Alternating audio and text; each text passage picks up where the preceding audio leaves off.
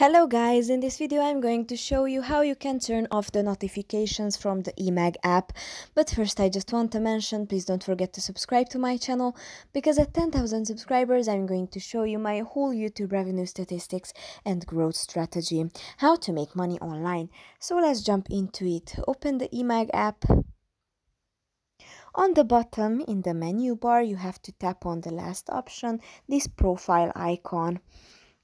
Then you have to scroll down here, and the last thing is the notifications. Tap on the notifications, and here you can select from which subject would you like to get a notification, and you can turn them off by tapping on them.